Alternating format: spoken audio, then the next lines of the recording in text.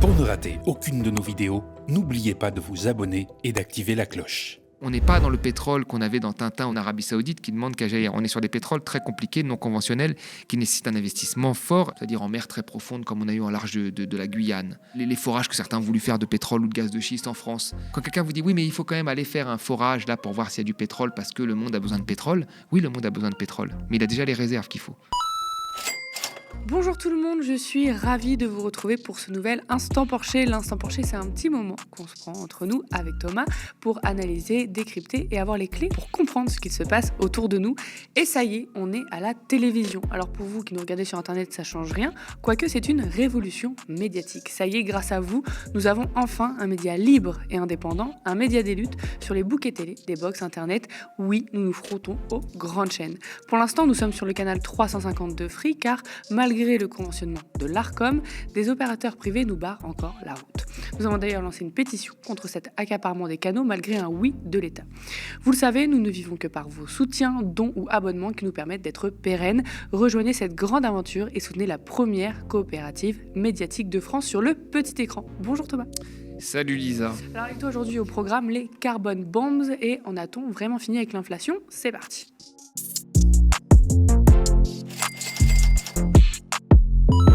« 425 bombes de carbone dans le monde entier consomment 2 fois le budget carbone restant pour respecter les 1,5 degrés de réchauffement.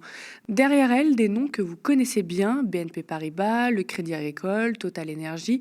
Carbonbombs.org a réalisé un gros travail de collecte de données et de visualisation sur les plus grands projets d'extraction de combustibles fossiles dans le monde et de leurs liens avec les entreprises et les banques la semaine dernière.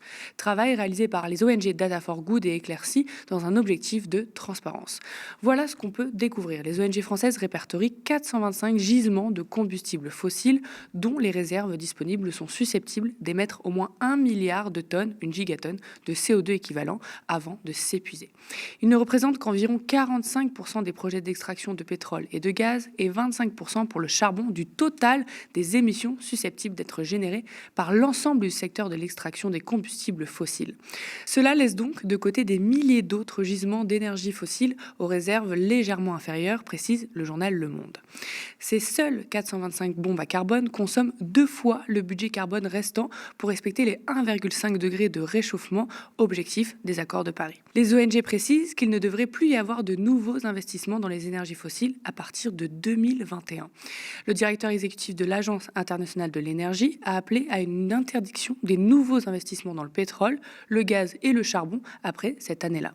Chaque année, de plus en plus de bombes à carbone entrent en phase d'exploitation. Qui sont derrière ces bombes carbone ? Alors les banques qui peuvent financer directement ou indirectement, directement par le biais du financement de projets, indirectement par le financement d'entreprises plus courant. Les entreprises qui exploitent ou détiennent des projets d'exploration ou d'extraction des ressources pétrolières, gazières et ou charbonnières. Et enfin, les assurances qui, je les cite, offrent une protection financière contre certains risques liés aux projets d'extraction de combustibles fossiles, assurance contre les pertes d'exploitation, assurance contre les accidents du travail. Ils jouent un rôle essentiel dans la faisabilité des bombes à carbone. Les ONG sont claires, les bombes à carbone menacent les conditions de vie sur Terre. Thomas, qu'est-ce que tu penses de cette initiative ? Est-ce qu'il y avait un besoin de transparence, de clarté sur ce sujet ? Alors oui, je trouve que c'est une très bonne initiative. Il faut quand même rendre à César ce qui appartient à César, c'est qu'à la base, cette initiative vient d'un article académique publié dans une prestigieuse revue sur l'énergie, Energy Policy. Donc c'est des chercheurs qui ont recensé ces sites, puis les ONG ont pris ces travaux de recherche et les ont vulgarisés et dévoilés au grand public. Alors oui, c'est important, bien sûr que c'est important, parce que ça fait quand même, des années que des économistes, mais aussi des organisations comme l'Agence internationale de l'énergie, vous disent qu'on ne pourra pas utiliser l'entièreté des réserves prouvées. L'Agence internationale de l'énergie disait en 2012 qu'il fallait laisser 2/3 des réserves de gaz, de charbon et de pétrole sous terre. Et donc, ce travail nous rappelle effectivement qu'il y a une partie des gisements qui nous conduisent droit dans le mur en termes de réchauffement climatique. Donc oui, c'est une bonne chose, bien sûr. Et le fait de nommer aussi les banques, les compagnies, les assurances, est-ce que ça peut faire avancer les choses ? Alors, je trouve ça essentiel. Autant pour les compagnies pétrolières, on le perçoit tout de suite, qui exploite et qui est responsable de quoi. Pour les banques, les gens ne le percevaient pas beaucoup. Quand un projet d'exploration et de production nécessite des investissements faramineux qui sont souvent soutenus par des banques.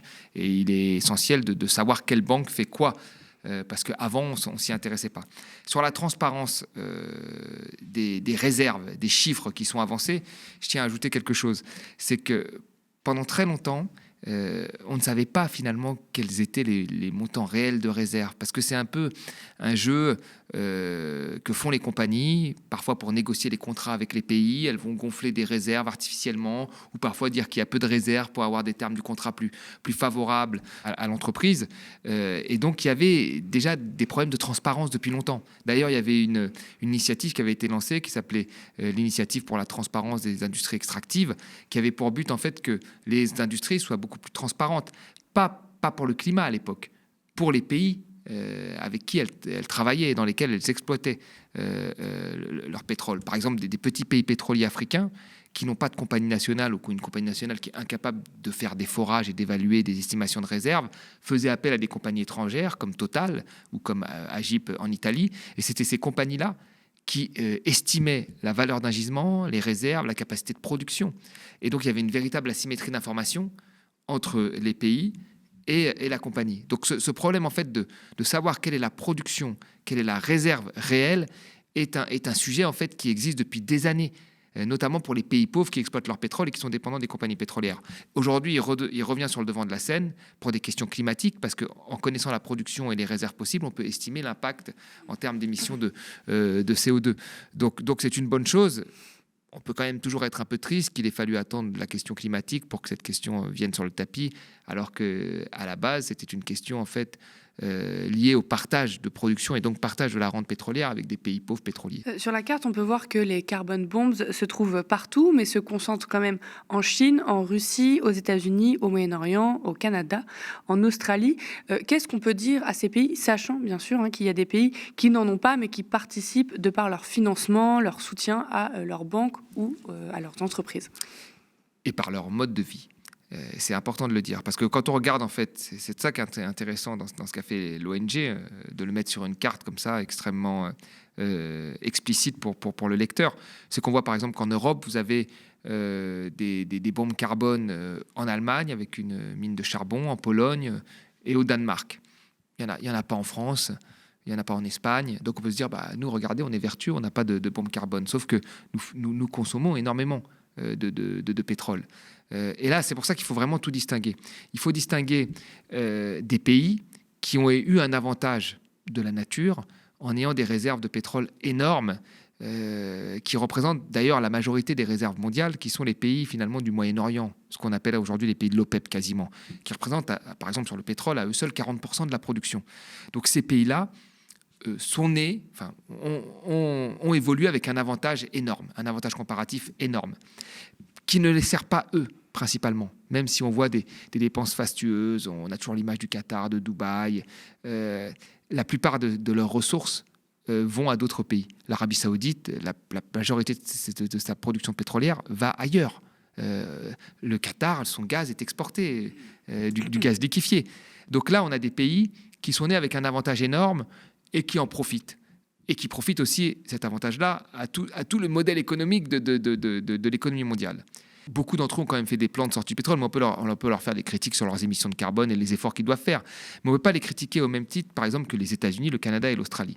Parce que là, on a des pays riches qui ont les moyens technologiques, qui ont des accès au financement assez élevés, on le voit bien les États-Unis, et qui ont fait le choix, plutôt que d'investir, par exemple, dans la transition écologique ou dans les technologies vertes, on fait le choix, par exemple, du développement des gaz et des pétroles non conventionnels, comme le pétrole et le gaz de schiste aux États-Unis ou les sables bitumineux au Canada. Donc là, on a des pays, en fait, où le développement du pétrole et la consommation excessive d'énergie n'améliorera en rien l'indice de développement humain. La France et les États-Unis ont quasiment le même indice de développement humain. Nous consommons 2 fois moins d'énergie. Nous avons un impact carbone 2 fois moins élevé qu'eux. Donc on peut faire des efforts en termes de consommation d'énergie polluante tout en ne portant pas atteinte à la qualité de vie. Je dirais même que ça peut même être le contraire. Donc là, c'est les pays riches qui s'engagent massivement dans des projets, que ce soit des méga-projets ou des projets de plus faible ampleur, il y a une critique à faire là-dessus.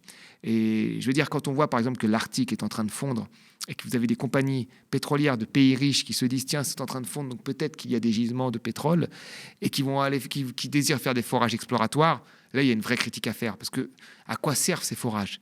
À rien. Ces pays-là doivent engager une transition et doivent faire en sorte que leurs grandes compagnies passent des énergies fossiles aux énergies renouvelables. C'est pour ça qu'il ne faut pas mettre tout sur un pied d'égalité. On ne peut pas montrer du doigt un pays exportateur de pétrole, c'est-à-dire qui profite à l'ensemble des pays à côté, comme on ne peut pas montrer du doigt, par exemple, un pays comme la Chine, qui est l'atelier du monde avec la mondialisation, d'un pays qui est développé, dont la population a un PIB par habitant très élevé, un IDH très élevé, qui, lui, doit engager la transition énergétique et ne devrait pas s'engager dans des projets de développement d'énergie fossile.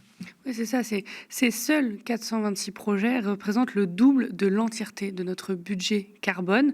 Est-ce que ces projets servent vraiment à quelque chose? Est-ce qu'on en a vraiment besoin? En fait, si on part de ce qu'a dit l'Agence internationale de l'énergie, c'est-à-dire le fait qu'il fallait laisser 2/3 des réserves prouvées, celles qui sont directement accessibles, dont font partie ces sites, sous terre. Toute nouvelle recherche d'exploration, c'est-à-dire en mer très profonde, comme on a eu en large de la Guyane, les forages que certains ont voulu faire de pétrole ou de gaz de schiste en France, tous ces projets sont inutiles, puisqu'avec l'existant, on ne pourra consommer qu'un tiers. Donc c'est ça, la vraie contrainte climatique, elle est là. Donc normalement, ces projets sont inutiles. Quand quelqu'un vous dit « oui, mais il faut quand même aller faire un forage là pour voir s'il y a du pétrole parce que le monde a besoin de pétrole », oui, le monde a besoin de pétrole, mais il a déjà les réserves qu'il faut. Et c'est avec ces réserves qu'il faudra faire. D'accord. Ces réserves sont consommées en grosse partie. Enfin, les États-Unis consomment. Il y a 100 millions de barils consommés par jour. Les États-Unis en consomment 18 millions, tout seuls. Vous voyez, les États-Unis, ces dernières années, ont foré massivement. Ils ont quasiment 1 million de puits en activité. De puits, pas de gisement, de puits en prenant gaz et pétrole. Vous regardez le Colorado, vous avez 60 000 puits en activité. C'est plus qu'en Arabie Saoudite. Donc, vous voyez, là, il y a des pays qui ont du pétrole qui demandent qu'à jaillir. Il y a des pays qui ont investi massivement de l'argent pour avoir des technologies qui puissent extraire du pétrole de la roche, comme c'est le cas du pétrole de schiste. Vous vous rendez compte, c'est une roche qu'on doit casser et récupérer dans les petits trous de cette roche des huiles, le sable bitumineux, c'est des sables qu'on presse et on arrive à avoir un peu de pétrole. On n'est pas dans le pétrole qu'on avait dans Tintin au Texas qui demandait qu'à jaillir, ou en Arabie Saoudite qui demande qu'à jaillir. On est sur des pétroles très compliqués, non conventionnels, qui nécessitent un investissement fort et des innovations technologiques qui ont eu de la recherche, vous voyez. Donc là, il y a une condamnation très ferme à avoir. Mais dans toutes ces questions-là, il y a la question globale climatique, qui est très importante, où tout le monde doit faire des efforts. Mais à l'intérieur de cette contrainte qu'il faut tenir, il y aura toujours la question des inégalités. Qu'il y a des gens qui ont besoin d'énergie pour sortir de la pauvreté, d'autres qui sont déjà sortis de la pauvreté et qui l'utilisent pour continuer un rythme de vie complètement fou, et qu'il va falloir toujours avoir une approche, quand vous dire, différenciée et la plus juste possible. Et c'est ça qui est difficile. Montrer du doigt un pays d'Amérique du Sud en disant « tu exploites ton pétrole, c'est mauvais », c'est pas pareil que les États-Unis, c'est pas pareil qu'un pays africain. Il faut vraiment avoir cette approche vraiment différenciée, c'est essentiel. Et c'est ce qui manque, je trouve, moi, au débat. Mais du coup, s'ils sont inutiles, ma question peut paraître innocente, mais pourquoi ils sont faits dans ce cas-là, ces projets? Pourquoi on continue d'aller explorer comme ça si c'est inutile, si on n'en a pas besoin? Vous avez vu combien ont gagné les compagnies pétrolières cette année? Ils n'ont jamais fait autant de profit. Total n'a jamais fait autant de profit. Comment voulez-vous changer de business quand vous faites du profit facilement? C'est votre corps de métier. Vous faites ça depuis 50 ans, 60 ans, un siècle, certaines compagnies. Vous gagnez énormément d'argent, encore aujourd'hui. Pourquoi vous allez arrêter? Voilà, c'est le profit, et le profit même de court terme. Je veux dire, la transition est un processus de long terme qui met du temps, avec des risques, avec des investissements à faire. Enfin, il faut tout revoir le logiciel. Or là, vous avez des actionnaires qui demandent des profits de court terme, vous avez des prix du pétrole qui sont plutôt élevés, donc ça devient intéressant. Donc pourquoi vous arrêteriez ce business si tout indique que vous pouvez gagner de l'argent? Donc vous inventez une fausse histoire. La fausse histoire, c'est celle que nous dit le patron de Total.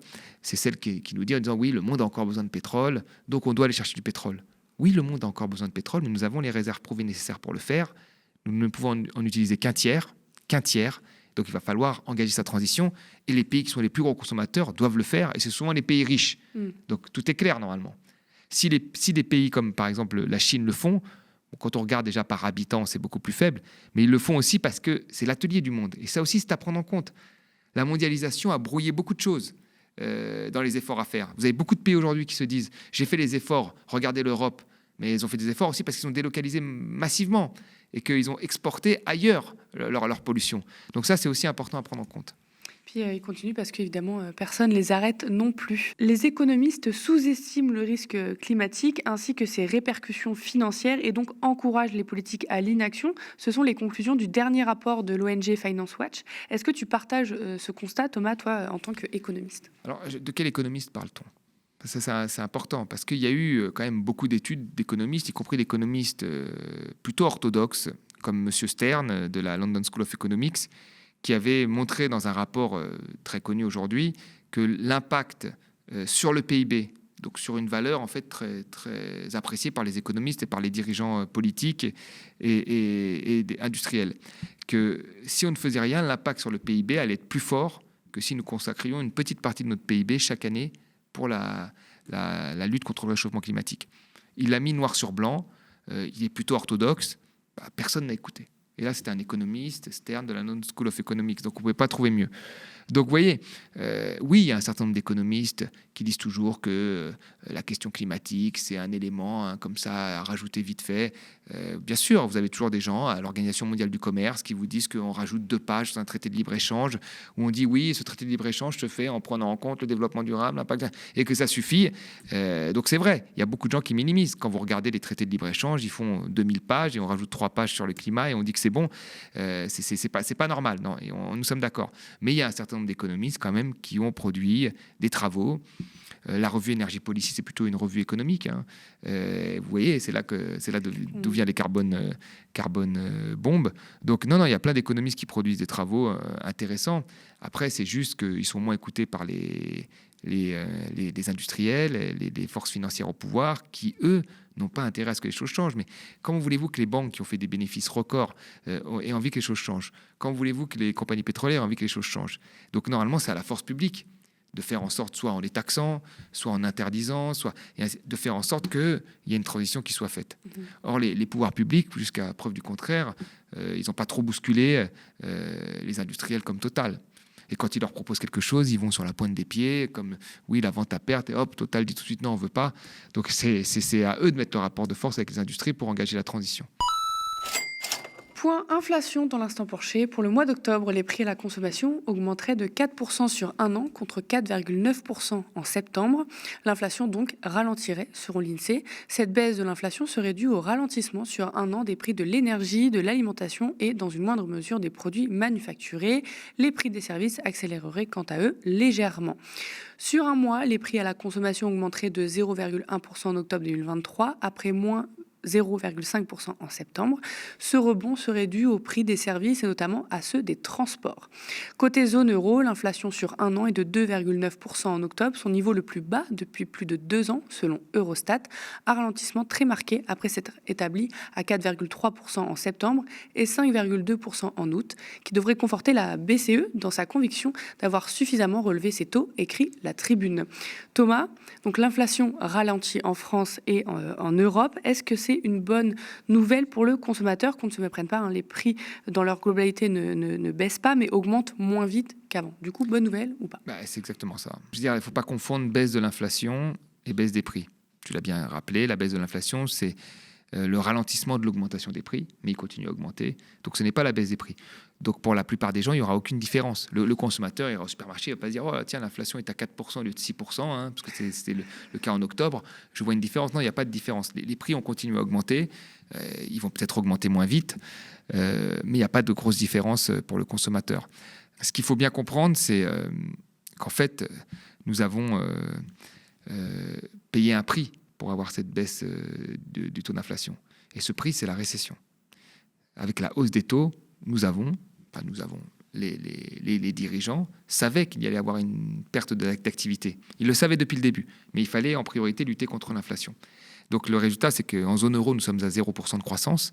Il y a des pays comme l'Allemagne qui tombent en récession. Et nous sommes à 0,9% de croissance en France, qui est une croissance très faible, alors que ce n'était pas le cas avant. Donc nous avons créé la récession de toutes pièces parce que nous avons voulu lutter contre l'inflation. Nous avions une inflation à 5%. Ce n'est pas 5-6%. Pourquoi 3, 5, 6 ? Ce n'est pas très grave. Ce n'est pas très grave à partir du moment où les salaires suivent. Mais vu qu'on ne voulait pas augmenter les salaires, on ne voulait pas que ça suive, on a voulu tuer l'inflation, quitte à provoquer une récession. Donc, du coup, on ne revient pas au niveau d'avant-crise, c'est pas suffisant, quoi. Non, on ne reviendra jamais au niveau d'avant-crise. Enfin, je veux dire, quand on regarde depuis 2020, en taux d'inflation cumulé, on doit être à 13% d'augmentation en France. Dans la zone euro, on est à 20%. Sur l'alimentaire, on est à plus de 20%. Donc en France. Donc ça ne reviendra pas à la situation d'avant. Après, peut-être que l'inflation va diminuer de 4 à 3 et les dirigeants seront contents. Mais encore une fois, ça se fera au prix d'une récession très forte. Et c'est ça l'erreur que nous avons fait en fait nous en Europe, c'est que nous avons augmenté les taux et en plus nous avons une politique budgétaire restrictive puisque nous voulons réduire les déficits, qui va avoir aussi un impact sur la croissance. Donc la hausse des taux a un impact sur la croissance et la politique budgétaire a aussi un impact sur la croissance. C'est pas moi qui le dis, c'est Goldman Sachs. Voilà. Et donc, à l'inverse des Américains qui ont été très malins, qui ont augmenté les taux pour lutter contre l'inflation et qui ont, pour contrecarrer ça, fait une politique budgétaire très expansive en se foutant des déficits, en se foutant de la dette et en ne pensant qu'à l'activité. Et nous n'avons pas fait ça, nous faisons l'inverse. Donc, ça risque d'être... S'il y a une récession, ça veut dire du chômage, ça veut dire moins d'embauches, et ça veut dire, in fine, aussi moins de pression pour l'augmentation des salaires, puisque le rapport de force s'inverse.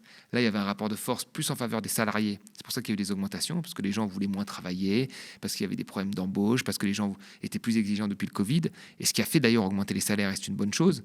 Si nous avons plus de chômage demain à cause de la récession, nous perdons ce rapport de force et les salaires n'augmenteront pas aussi vite. Pour toi, la zone euro, elle crée une récession de toutes pièces ? Oui, elle crée une récession de toutes pièces. La zone euro, on a eu quoi ? On a eu une inflation à 9%, dans le pic. Là, les gens ont eu très peur. Les libéraux ne voulaient pas d'inflation. Pourquoi il ne faut pas d'inflation ? Parce que quand on n'a pas d'inflation, on a, on va dire, un terrain stable pour que les investissements se fassent, parce que les prix ne changent pas. Et puis, vous avez un économiste, Stanley Fischer, qui est arrivé, qui a dit qu'il faut une inflation entre 1 et 3. Donc, nous, on retient 2. Mais en réalité, si c'est 2 ou 4 ou 5, on ne sait pas trop. On a fixé un seuil comme ça, comme on a fixé 3% de déficit. Et beaucoup d'autres études ont montré qu'en dessous de 10%, il n'y avait pas d'impact sur la croissance. Certains ont même été plus loin, jusqu'à 20%. Donc, quand on a eu 9% d'inflation, et 5% en France, il y a eu un certain nombre de personnes, d'économistes, qui ont dit « Ouh, attention, on revient sur la spirale prix-inflation, dont on ne peut pas augmenter les salaires. Vraiment, on ne peut pas augmenter les salaires, pour baisser l'inflation, on augmente les taux. » Vous voyez, si on avait augmenté les salaires, on aurait augmenté les salaires, ils auraient augmenté au même taux que l'inflation, il n'y aurait pas eu de problème. Il n'y aurait peut-être pas eu de récession, il n'y aurait pas eu de boucle prix-salaire. En tous les cas, les pays où il y a une indexation automatique nous ont montré qu'il n'y a pas eu cet effet boule de neige qui a été mis en place. Il n'y a pas eu cette boucle qui s'est enclenchée. Et donc, on aurait peut-être eu le pouvoir d'achat préservé et pas de récession. Mais comme il ne fallait pas mettre ça en place, parce que la hausse des salaires, c'est un tabou, et on a bien vu d'ailleurs que quand vous avez une hausse des prix sans hausse des salaires, vous avez aussi une hausse des profits. Et comme dirait M. Ruffin, c'est plutôt la boucle prix-profit. Donc les gens n'ont pas voulu. Et donc, ils ont attaqué avec la hausse des taux. Et la hausse des taux, ça crée de la récession. Et ça, on le savait tous. Là-dessus, il n'y avait pas de doute. Les économistes qui le prenaient le savaient. Madame Lagarde le savait, la présidente de la BCE. Et les autres économistes hétérodoxes le savaient. Mais nous avons choisi cette voie parce que lutter contre l'inflation est la priorité, parce que soi-disant, ça va amener plus de stabilité. Je rajoute une chose, c'est que quand même, dans tous les moments où on a eu une faible inflation, il n'y a pas eu plus de stabilité. C'est là où il y a eu le plus de crise. Donc il faut aussi retenir ça. C'est-à-dire quand on vous dit, oui, l'inflation, c'est la stabilité, c'est bien pour les investisseurs, on a eu ces 20 dernières années une inflation qui était très faible, on avait battu l'inflation, on n'a pas eu plus d'investissement, on a eu beaucoup de crises financières. Donc l'inflation, c'est un élément, mais ce n'est pas tout. Merci à vous, chez vous, d'avoir suivi cet épisode de l'Instant Porcher. Ça y est, on est à la télévision, j'arrête pas de vous le dire. Alors pour vous qui nous regardez sur Internet, ça peut ne rien changer. Quoique c'est une révolution médiatique et démocratique. Ça y est, grâce à vous, nous avons enfin un média libre et indépendant, un média des luttes sur les bouquets télé des box Internet. Oui, nous nous frottons aux grandes chaînes. Pour l'instant, nous sommes sur le canal 350 de Free, car malgré le conventionnement de l'Arcom, des opérateurs privés nous barrent encore la route. Nous avons d'ailleurs lancé une pétition contre cet accaparement des canaux malgré un oui de l'État. Vous le savez, nous ne vivons que par vos soutiens, dons ou abonnements qui nous permettent d'être pérennes. Rejoignez cette grande aventure et soutenez la première coopérative médiatique de France sur le petit écran. Nous sommes ravis de décrypter l'actualité avec Thomas et vous chaque semaine. Merci de toujours nous suivre. Pour tous vos commentaires qu'on lit et pouces en l'air sous la vidéo, spectateurs, abonnés, donatrices et sociaux, je vous dis à la semaine prochaine.